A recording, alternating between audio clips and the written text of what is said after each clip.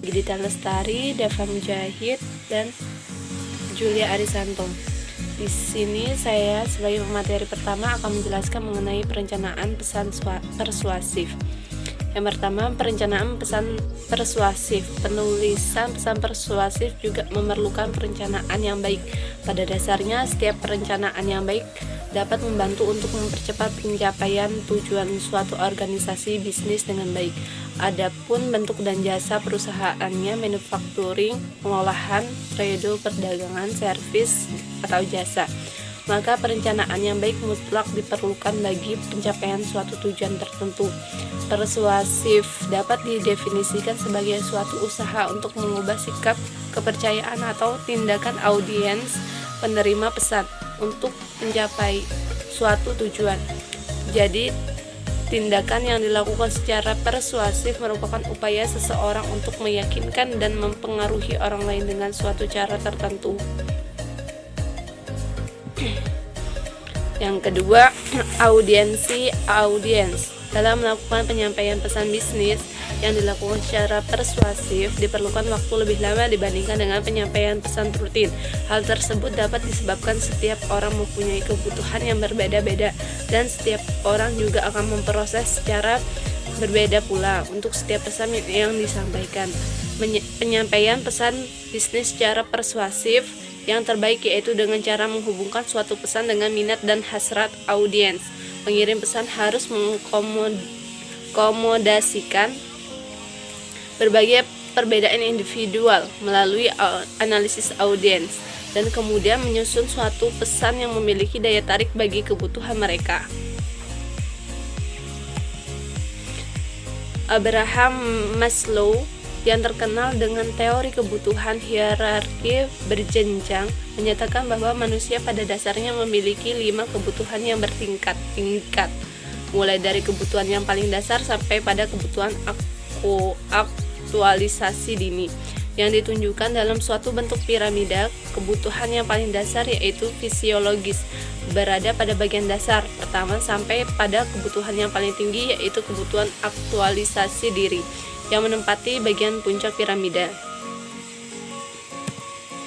Menurut pahaman teori kebutuhan hierarki dinyatakan bahwa untuk mencapai jenjang kebutuhan yang lebih tinggi, seseorang harus dapat memenuhi kebutuhan yang ada di tingkat bawahnya. Teori kebutuhan hierarki yang dikemukakan oleh Abraham Maslow secara lebih rinci dapat dijelaskan sebagai berikut. 1. Kebutuhan fisiologis. 2. Kebutuhan keselamatan dan keamanan. Kebutuhan rasa aman. Ketiga, kebutuhan sosial. Keempat, kebutuhan status. Kelima, kebutuhan aktualisasi dini. Mungkin itu saja yang dapat saya jelaskan. Selanjutnya akan dijelaskan dengan teman saya. Terima kasih.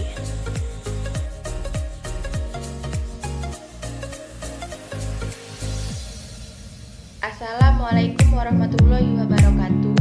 Perkenalkan, nama saya Gidita Lestari, NIM 19306048. Baiklah, di sini saya akan menjelaskan tentang pertimbangan perbedaan budaya. Pemahaman Anda terhadap perbedaan budaya yang ada tentu saja akan membantu Anda dalam mengerti, tetapi juga akan membantu bagaimana mereka menyelesaikannya. Hal ini melihat bahwa memberikan persuasi budaya yang berbeda juga akan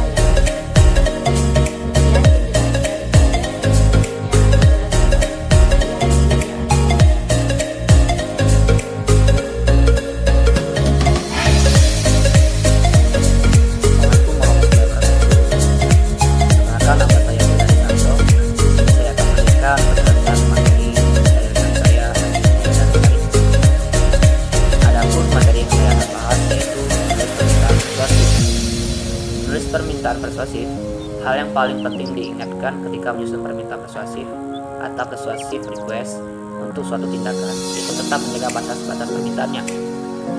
Oleh karena itu, dalam membuat suatu permintaan persuasif perlu perhatian khusus terhadap manfaat yang didapat, baik secara langsung ataupun tidak langsung, dalam memenuhi permintaan tersebut. Satu, permintaan persuasif untuk tindakan. Jika Anda sedang mengajukan suatu permintaan, peningkatan anggaran atau sesuatu yang menyenangkan, sebaiknya Anda menggunakan perencanaan organisasional AIDA atau menjalankan penulisan pesan persuasif Anda. 2.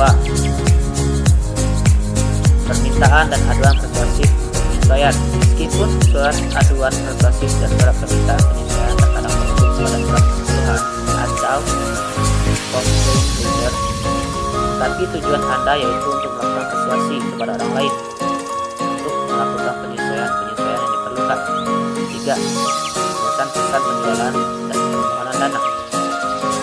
Ketiga yaitu perencanaan pesan bisnis.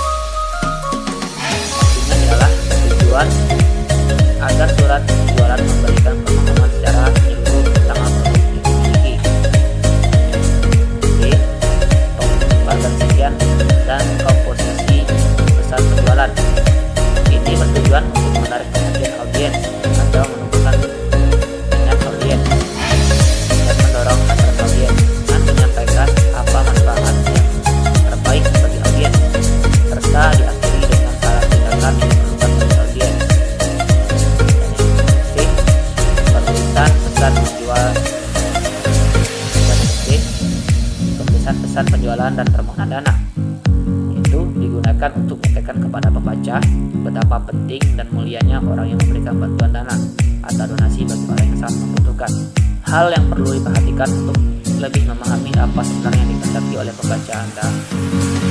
Ada 4 hal yang perlu diperhatikan dalam penulisan surat permohonan bantuan dana, yaitu 1. Anda harus mampu menjelaskan kebutuhan secara spesifik. 2. Tunjukkan kepada pembaca betapa pentingnya donasi yang Anda sumbangkan kepada pihak lain. Dan yang ketiga, kemukakan secara jelas berapa jumlah donasi yang dibutuhkan. Dan yang terakhir, 4. Jelaskan manfaat atas gunaan donasi yang telah diberikan oleh pembaca. Sekian penjelasan dari saya. Wassalamualaikum warahmatullahi wabarakatuh.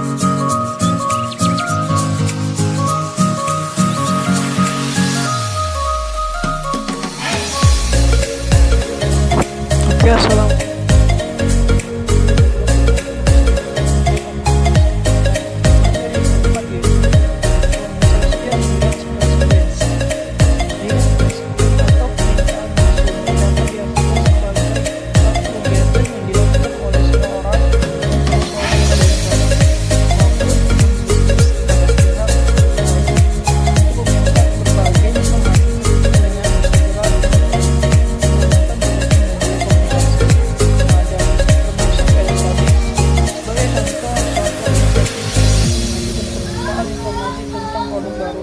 Pada suatu organisasi lain menggunakan media elektronik seperti telepon, convenience, email, dan media Twitter, WhatsApp, sosial Facebook, dan sebagainya.